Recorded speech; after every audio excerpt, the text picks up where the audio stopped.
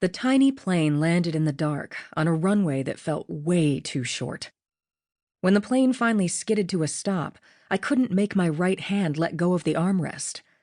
Literally, I'd held on so tight that my hand had locked up, as if holding on tight would have done a damn bit of good if the plane had wrecked. The pilot turned his head to look at me and give me a thumbs up. I just stared at him, my heart in my throat. I was phobic of flying, and this bumpy trip in a 4-seater Cessna hadn't done a damn thing to quiet my fears. He took off his headset and said, "Oh, come on, it wasn't that bad, was it?" He smiled when he said it. I glared at him until his smile faltered. I was projecting badass, while the only mantra in my head was, "I will not throw up. I will not throw up."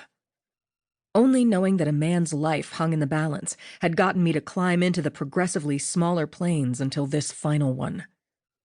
"Well, welcome to Hanneman, Michigan, Marshal Blake," the pilot said at last, and opened the door.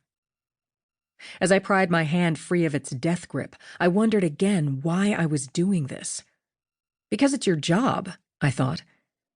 I kept telling myself that as I gathered my bags and fitted the big one through the door ahead of me.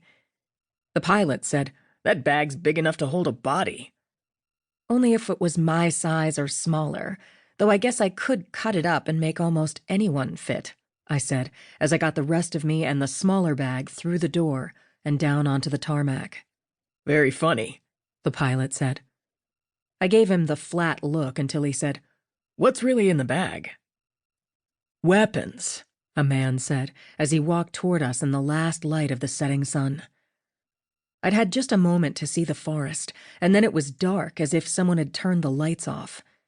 You know you're in the boondocks when it's that dark even before you step into the trees. In their shade, it would be cave dark.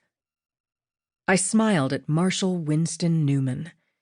He was as tall as the first time I'd met him, as in over 6 feet, but had more meat on his bones, as if he was either gaining weight or gaining muscle. I'd have to see him in better light to be sure whether he was hitting the gym or hitting the donuts. His hair was still short underneath his white cowboy hat, but the hat wasn't brand new anymore. The brim had been worked with his hands so that it made an almost sharp point over his face. It fit him now.